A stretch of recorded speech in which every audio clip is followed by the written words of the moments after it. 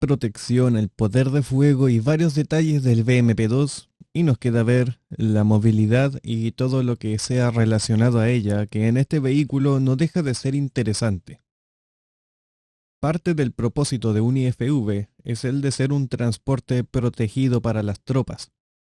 La escuadra de rifles motorizados soviéticos típicamente consistía de el líder de escuadra, que era a su vez el comandante del BMP, un granadero con RPG, un asistente de granadero, un ametrallador con la RPK-74 o la PKM, un fusilero senior, un tirador designado, o fusilero, si es que no había tirador, y un fusilero o médico.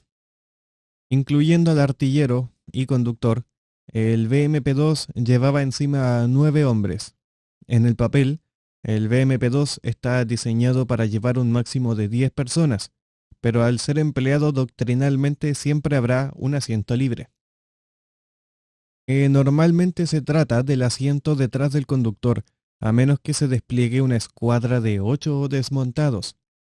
El BMP del líder de pelotón solía ser llamado el cuartel general del pelotón, que solo llevaba 2 pasajeros, el líder y el asistente.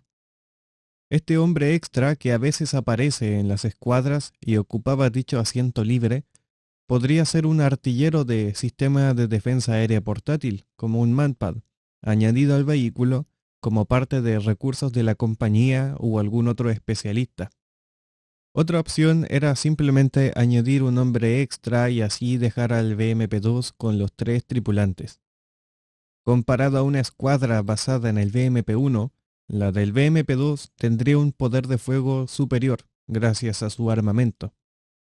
Es comparativamente muy similar al pelotón de infantería mecanizada del ejército estadounidense, porque el Bradley podía llevar 9 hombres, 6 eran desmontados, porque el comandante del Bradley nunca se desplegaba con la escuadra.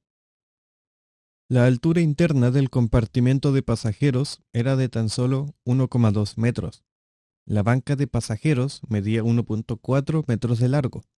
Tanto el BMP-1 y el BMP-2, debido a su bajo techo, forzaba a los pasajeros a sentarse en una banca que estaba realmente baja. La anchura del casco era de 2,25 metros, sumado a que en general era muy angosto, no permitía a los pasajeros estirar las piernas. Con blindaje corporal, armamento, munición o ropa de invierno, ir en un BMP-2 podía ser una experiencia algo opresiva. Un viaje de media hora no debería ser motivo de queja para ningún soldado entrenado y esperando la experiencia de la privación de comodidades.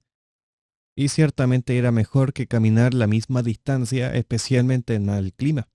Pero la falta de espacio para estirar las piernas y estar apretado hombro a hombro se vuelve cada vez más incómodo con el paso del tiempo. La realidad es que diseñar un vehículo con suficiente confort sin comprometer la masa y silueta es un verdadero desafío. Las bancas están usualmente acolchonadas con una altura del piso de apenas 20 centímetros. Por lo tanto, un pasajero tendría que viajar con las rodillas casi a nivel del pecho. El espacio debajo de la mitad de la banca a babor era justo para meter 2 cajas metálicas de munición o una caja de granadas. La otra mitad la ocupaba el tanque de combustible, pero las bancas a estribor tenían por debajo la bomba de combustible y por lo tanto no había ningún espacio ahí para meter munición. Detrás de las bancas hay espacio para guardar más cosas, además de encontrar una caja de fusible, entre otras cosas. El asiento vacío donde podría ir un líder de escuadra o el comandante de un BMP-1 tiene acceso a 2 periscopios, uno apuntando hacia adelante y hacia las 10 del vehículo. Sin embargo, es una posición impopular debido a que para salir de ella deben desmontar a través de la escotilla del techo, no las puertas traseras. Por lo tanto, quedan expuestos al fuego durante mucho tiempo, además de tener que saltar de una buena altura. Debido a esto, muchas escuadras omiten este asiento y es en cambio utilizado para guardar pertenencias personales, munición extra o kits de primeros auxilios. Los pasajeros obtienen un periscopio TNPO 170A cada uno a los lados y ligeramente hacia adelante. La visibilidad es adecuada para entregarle a los pasajeros un poco de orientación espacial y ayudar a encontrar blancos al disparar desde los puertos de tiro. A su vez, las puertas poseen de un periscopio cada una. El sistema de ventilación del BMP-2 se compone de 4 tomas de aire ubicadas en los bordes del techo del chasis. Por supuesto que tenía un sistema de filtración de partículas químicas y biológicas, siendo además responsable de generar sobrepresión dentro del vehículo al entrar en áreas NBQ contaminadas. Este sistema también tenía un sistema calefactor de aire para cada pasajero, así como tomas de evacuación de gases. Estos tubos se ven claramente en esta imagen que corresponde al BMP-2M Berezok, que no tiene los puertos de tiro, por lo tanto no está la manguera que extrae los gases del arma personal. Cada tubo de aire está colocado junto a los periscopios, aproximadamente a nivel de ojo, entonces cada pasajero puede recibir un poco de aire directo al rostro. Este sistema calefactor no usaba energía eléctrica, sino que la circulación de agua en el motor. Entonces se calentaría el aire cuando el vehículo se movía y viceversa. Ahora, aquí una respuesta a la pregunta: ¿por qué puertas? ¿Por qué no una rampa? Y es que, acorde a la doctrina soviética, la distancia ideal para desembarcar era entre 200 a 400 metros del contacto. Parar el vehículo para que la infantería desmontara a tal distancia no era una opción, porque la única manera de mantenerse vivo en ausencia de cobertura adecuada era permanecer en movimiento y disparar. Entonces la infantería debía desembarcar mientras el vehículo se movía y disparaba a velocidad reducida. Una rampa no serviría para esto porque en movimiento podría ir chocando con el terreno o con obstáculos, mientras que una puerta sí puede.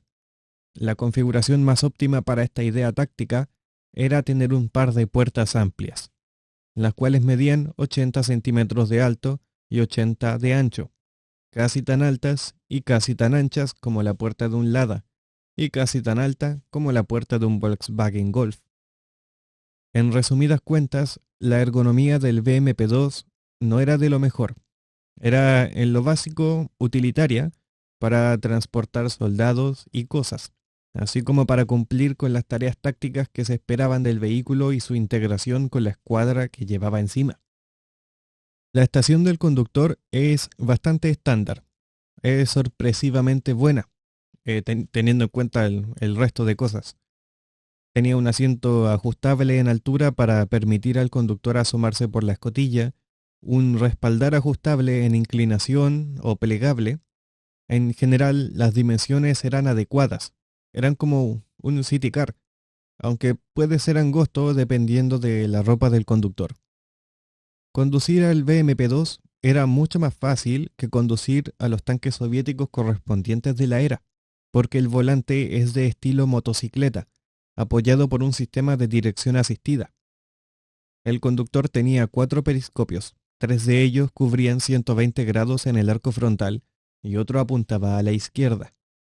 El único punto débil es que, debido al diseño angulado del glacis superior, hay un gran punto ciego directamente al frente del vehículo. El periscopio central puede ser reemplazado desde adentro del vehículo y reemplazado con uno de visión nocturna llamado TVNE-1PA, usado en tándem con una pequeña lámpara infrarroja. El conductor puede ver hasta 60 metros por delante. Esto solo sirve para manejar a velocidades muy bajas, porque además tiene un campo de visión muy estrecho. En realidad es un punto negativo importante para la operación nocturna de este vehículo. Y algo que, de nuevo, ocurre con el BMP, es que deciden omitir cosas muy pequeñas que sirven harto. Por ejemplo, los periscopios del conductor no tenían limpiavidrio. La geometría del angulado ayuda con la tierra y el agua que podría terminar en el periscopio al manejar, pero de todas formas es inconveniente no poder limpiar los vidrios desde adentro del vehículo. Otro periscopio es el TNP 350B que era utilizado al nadar, Este se extendía unos 35 centímetros para mirar por encima, pero su campo visual era muy limitado, entonces el conductor no podía navegar por sí solo al nadar, así que el comandante, desde su punto de vista ventajoso en la torre, tenía que ayudarlo. El BMP-2 también venía equipado con el girocompás GPK-59 para ayudar con la navegación. Este vehículo puede ser acusado de no tener suficiente protección o quizás armamento o ergonomía, pero su movilidad nunca ha sido puesta en tela de juicio y es por algo. Monta un motor diésel llamado UTD-20, el mismo del BMP-1. Esto de acá corresponde a la gráfica con las dinámicas del motor. Produce 300 caballos de fuerza a 2600 RPM y produce un torque de 981 Nm a 1500 RPM, que es muy bueno para un vehículo de su peso. Esto le entrega excelentes características de aceleración en terreno irregular y junto a las angostas orugas permite virar con mucha agilidad. Las orugas angostas pueden ser un problema en otras plataformas, pero gracias al diseño comprimido del BMP-2, solo ejerce una presión terrestre de 0.65 kilos por centímetro cuadrado. A comparación, el Marder 1 ejerce una presión terrestre de 0.83 kilos, y eso que pesa el doble del BMP. Pero a comparación, el M2A2 Bradley ejerce una presión igual, de 0.65 kilos, siendo entonces equivalente en este apartado al BMP-2. En otras palabras, el BMP-2 es más ágil que el Bradley, pero el Bradley es un poco más potente. Ambos se mueven parecido en el campo de batalla, y contrario a la creencia popular de que solamente importa el peso, se debe juzgar la movilidad de un vehículo por más parámetros que solamente eso. Hay dos formas de iniciar el motor, mediante el típico switch eléctrico, y cuando el clima es en extremo frío y no funciona por lo tanto el método principal, se usa el tradicional método de aire comprimido encontrado desde la época de los T-34. Esta pieza detrás de la torre corresponde a la toma de aire común, el cual puede levantarse cuando el vehículo nada para asegurar que el agua no entre por los compartimentos de aire de este. También posee de un sistema de filtración de aire mediante una aspiradora multiciclón de una etapa que asegura que el motor reciba aire con una pureza del 99,5%. El polvo es recolectado por filtros en una bandeja que luego es expulsada por el tubo de escape gracias a presiones negativas. En esta foto podemos ver la transmisión, hay viraje asistido, frenado hidráulico y el motor está construido junto a la transmisión en un solo paquete de propulsión, simplificando el reemplazo en el campo. Muchos propietarios privados del BMP destacan su conducción. Algunos dicen que es similar a un auto. Sin embargo, nada es blanco y negro. Hay algunos puntos algo negativos, como por ejemplo la suspensión. No es de lo mejor. Debido al incremento en peso de la nueva torre, se tuvo que reforzar la barra de torsión del par delantero de ruedas, así como el par trasero, en vista de que experimentarán el mayor estrés al conducir por desniveles. Sin embargo, sigue siendo una suspensión ligera, y la tacañería de los amortiguadores provoca que el vehículo tienda a oscilar mucho. Los modelos de producción de los últimos años recibieron un amortiguador extra en el segundo par de ruedas, pero la mayoría solo tenía dos en el primer y último par. Esa es una buena forma de identificar a un modelo, comillas, reciente. La transmisión tampoco era de lo mejor. Tiende a dar tirones, pero es suficiente. Un conductor experimentado de BMP o hasta de camiones incluso, probablemente encontraría que estos son problemas menores, y es que lo son, si se tratara solamente de conducir. Pero hay que sumar la suspensión y la práctica regular de frenar hasta un paso lento para atacar blancos y volver a acelerar. El BMP-2 podría ser una experiencia similar a un barco en alta mar para una persona propensa a los mareos. Pero definitivamente es un vehículo que cumple de buena forma. Las dinámicas son excelentes y tiene un excelente rendimiento a campo traviesa con terreno irregular, llegando a velocidades de hasta 35 kilómetros por hora. Pero quiero tocar un tema. Volviendo a lo de la presión terrestre, está la noción de que los vehículos soviéticos nunca se atascan en el lodo porque la madre Rusia los parió con nieve entre las cadenas y lodo en las ruedas. El BMP-2 igual puede atascarse, como cualquier otro vehículo. Pero si se atasca, es capaz de escapar de este predicamento utilizando el famoso tronco, que para eso está. En esta demostración pueden ver la gran utilidad de este tronco. A pesar de ser indistinguible del BMP-1, además de los refuerzos en la suspensión, también se cambiaron las orugas a una de diferente tipo que eran capaces de aceptar colchones de goma para conducir en asfalto y las ruedas eran robustas.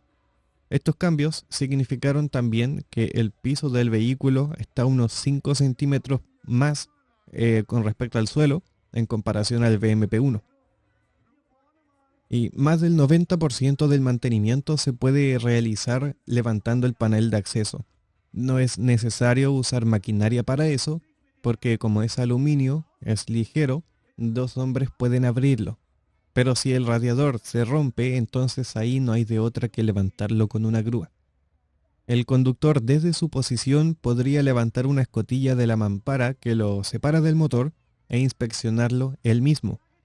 Un conductor mecánico experimentado podría llegar a solucionar o identificar problemas en el tren motriz directamente desde su estación, y eso es muy útil.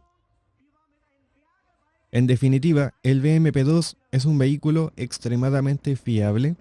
Los privados y las Fuerzas Armadas le han ganado su buena reputación por esto, y en cuanto a su autonomía es capaz de viajar 600 kilómetros en camino pavimentado. Eso quiere decir que, por dar un ejemplo, en Chile se podría viajar desde Arica a Iquique, ida y vuelta sin repostar.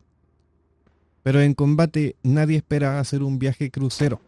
Un vehículo de combate en el frente no espera manejar mucho una vez llega al territorio gris. Entonces, ¿de qué sirve tanta autonomía?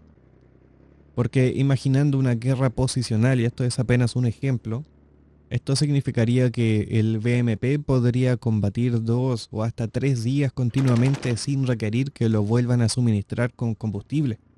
La munición se acabaría mucho antes de eso.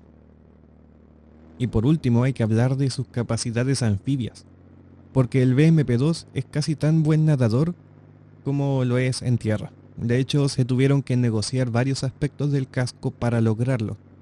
Eso incluye el angulado trasero, que disminuyó el espacio para los pasajeros, pero reducía el arrastre hidrodinámico. La forma de bote significó tener un punto ciego importante al frente, pero solo de esta manera podría entrar apropiadamente a los cuerpos de agua desde altura. La propulsión en el agua se hace mediante el flujo de agua alrededor de las orugas que lo impulsan hacia atrás con el uso de una rejilla hidrodinámica de aluminio especial. Todo esto produce empuje. Mientras más rápido se mueve la oruga, más empuje tendrá. Este sistema es el mismo en principio que el utilizado por el M113, pero optimizado por la rejilla y por la forma hidrodinámica. Y porque el diseño en general no cambió y aumentó el peso, se volvió también necesario agregar faldas rellenas de espuma que mejoraban su flotabilidad. Gracias a la estabilización y la velocidad, el BMP-2 puede usar su armamento para suprimir posiciones enemigas durante un desembarco anfibio. También se vuelve más estable el tiro de los pasajeros desde dentro de los puertos de tiro, porque a 7 km por hora de nado, eso no sería un problema. Y si el agua está tan agitada como para no poder disparar, entonces tampoco sería seguro en primer lugar que el BMP se meta en el agua en tales condiciones. Y así llegamos al final de esta miniserie.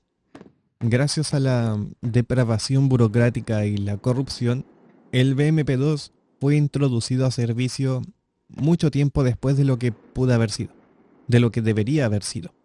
Y eso impactó en el número de unidades producidas antes de la caída de la Unión Soviética y habría impactado de haberse manifestado un conflicto convencional total, así como las posibles modernizaciones que pudo haber tenido. Aún así, se produjeron 14.000 en 9 años. Su producción anual era 3 veces mayor a la del Bradley en su pico más alto. Su producción serial se acabaría en el año 2008 y hasta entonces no se han producido nuevos BMP-2. Sin embargo, igual se han realizado varios esfuerzos de modernización en India y en otros países. Se estima que un BMP-2 ruso nuevo costaba $404.000 en el año 2007 y BMP-2 usados pueden encontrarse en hasta 78.000. Uno producido en India costaba $398.000. En muchas formas, el BMP-2 puede ser considerado como el T-72 de los IFV. Tiene el segundo lugar de la producción en masa, porque en primer lugar estaba el BMP-1, como el T-72 con el T-55, y así como el T-72 es obsoleto, pero aún muy capaz, incluso hoy en día. Tiene todo el potencial de modernización como lo fue la variante Berezovsk, así como en el T-72 con el T-90. En la guerra de Ucrania se desempeña como se espera que lo haga, en ambos bandos. Tampoco hay que tener realmente mayores expectativas de sobrevivir impactos de drones porque son equivalentes a un RPG, que como ya saben, nunca fue una consideración real, ni del BMP, ni del Marder, ni del Bradley. Estos vehículos fueron pensados para otra guerra de hace muchas décadas atrás. Pero el hecho de que 34 naciones sean operadores del BMP-2 dice mucho de su atractivo. Es verdad que la Unión Soviética le vendía a quien pudiera. Estas ventas tenían un motivo político, con acuerdos de negocio por el lado y promesas de una amistad duradera. Pero los paquetes de promoción y descuentos no son la única razón de la popularidad del BMP-2. Si esto no resultó ser evidente, luego de escuchar toda la información proveniente de estos videos, información que obviamente proviene de la fuente más fiable de todas como el blog de Tankograd, entonces comenten abajo su opinión. Y con eso me despido. Agradezco a los que llegaron hasta el final, agradezco a los miembros de canal y también de Patreon que obtienen estos videos de forma anticipada. Y eso. Nos veremos en el próximo video.